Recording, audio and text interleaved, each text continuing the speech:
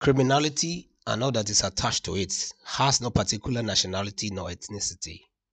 People choose to be whatever they want to be at any point in time, just like the story of the notorious Bonnie and Clyde, the American couple who traveled to central part of America during the Great Depression and committed a lot of criminal activities, from bank robberies to looting small stores.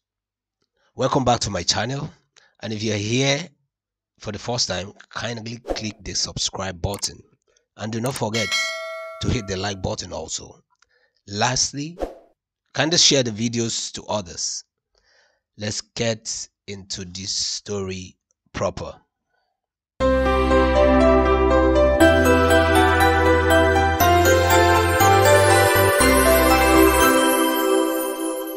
Bamise and Elizabeth Ajetunmobi, the newest Bonnie and Clyde of our present day. Let's not forget, allegedly. A man is innocent until proven guilty. So let's have that at the back of our mind. The man Bamise, you can see him on the right hand side, was a former employee of Zenith Bank Nigeria PLC who resigned to set up a money lending venture called Imagine Global Solutions. This is actually a viable venture if everything goes well with good intention and full transparency. Here's the view. Bamise, being an ex-bank, I think it's a lot easier to convince investors because people trust you. I was once in the banking sector, and especially if you have good pedigree while working at the bank, then people tend to take your words serious. Any financial advice, I do that also, and it's something you need to build over time. So I think he was able to convince a lot of people to invest in this business idea. So let's continue with the story. He convinced the potential investors to put in their money to the business. He will lend the money out to other traders and businesses at 22%, then pay back 10% monthly to the initial investors. It sounds good, right? No right thinking person would not consider such an offer, to be very candid. And let's take, for instance, return on investment. Let's say you have a million naira, you invest a million naira into this business, and according to the business model, you get 10% off your initial investment. So 10% of a million naira in a month, that's 100,000. So that sounds cool, right? This particular company was set up in 2017 according to reports, and I actually got this from gazetteNGL.com. I There are a lot of verifiable stories out there, but I think this particular site have the pedigree, so I always reconfirm whatever information I have. This company set up in 2017 and boasted of about 19,000 clients according to their website. I tried to check the website, but the website is no longer reachable at this point of recording this video. Business was good at the beginning as investors enjoyed return on investment. Unconfirmed reports also stated that Bamise, while business was booming, he decided to acquire some assets, one on the island in Lagos, in the United Kingdom, and Dubai. At least he needs to live a life up to his new status when you're exposed to light sum of money. Long story short, Bamise and his family and his wife you're seeing on the left hand side are nowhere to be found. Apparently, the return on investment of 10% back to investors seems unsustainable on the long run, because the thing with such a business is you just have to be as transparent as you can and diligent. But I guess there was too much money at his disposal, and the money spirit kicks in, and once that money spirit overwhelms you, start to misbehave and start having funny ideas. I guess that's what happened to this guy. Perhaps he has good intention at the very beginning. So let's all reason this carefully. Antigua and Barbuda passports of the couple and their minor children surface online overnight.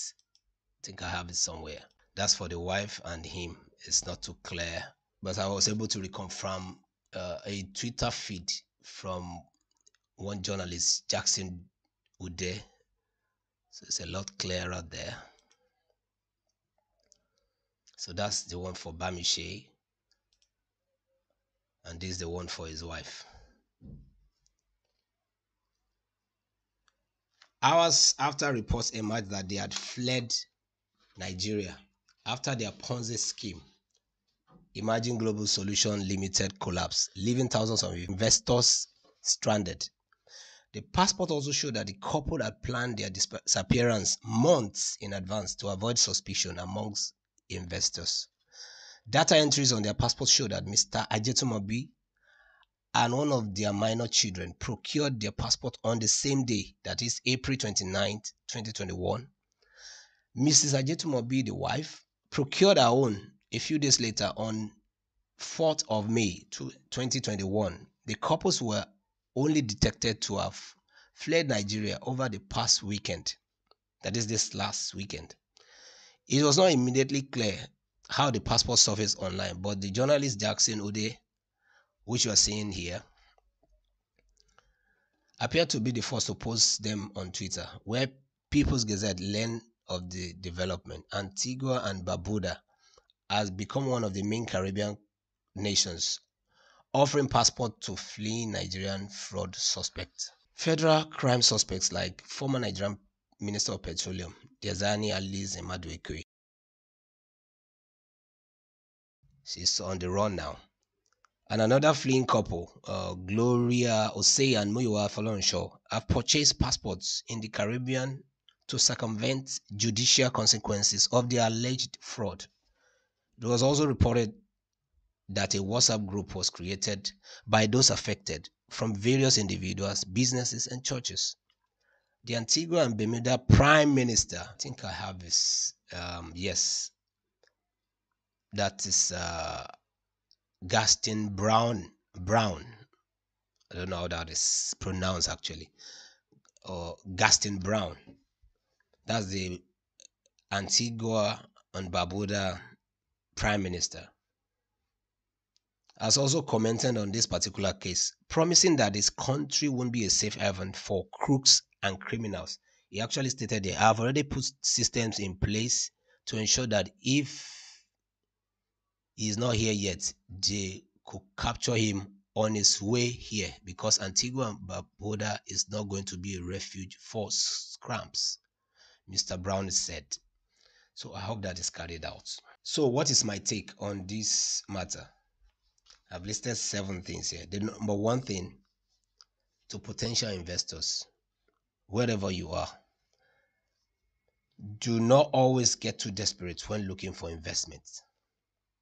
Many people are just desperate to part with their money, not really given that business idea. No matter how good it sounds, do not be in a hurry to part with your money. Number 2, never you put your life savings to a business that is not yours. I believe that is clear enough. My number 3 take on this matter, never forget to remind yourself, what if the business do not go as planned? What if? Always have that at the back of your mind. What if it doesn't go as planned? Because a business either goes good or bad. Number 4 point, be very calculative in your risk taking. Do not be swayed by sweet talkers. Don't get carried away in that moment where you are being spoken to. There are other people that have good intentions. I'm not saying everybody is bad or every ex-banker have bad intention of duping people, but It takes you protecting your dignity by doing the right thing. And you don't really know yourself until you are exposed to a large sum of money, which I feel is what happened to this particular man and his wife. Number five, do your personal findings about the potential investment.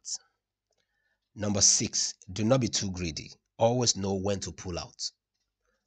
My number seven and the last take on this matter is, if you do not know what to do with your money, get a piggy bank, or what they call in my native language, kolo, and save your money there. Then you can think of something more secured to put your money into much later. After all, you have nothing to lose. I hope the arm of the law catches up with him wherever he is, and hope justice is duly served soonest. Here are some of the leaked messages or chats from the people who invested in this business.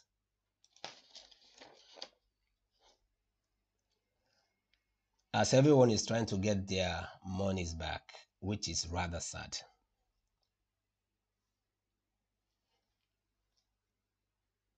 Finally, a man may start a business with good intentions, but your true character is tested when you get exposed to a substantial amount of money. I know how it is because I've been there before. But thank God I did the right thing. You could get tempted with a whole lot of money at your disposal.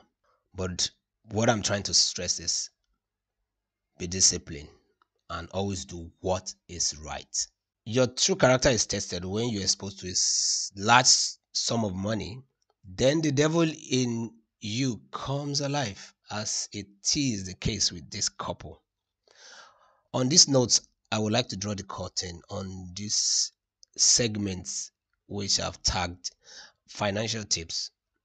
Do not forget to subscribe, and please hit the like button if you've enjoyed this video and share with others. Thanks for viewing, and see you next time. Bye.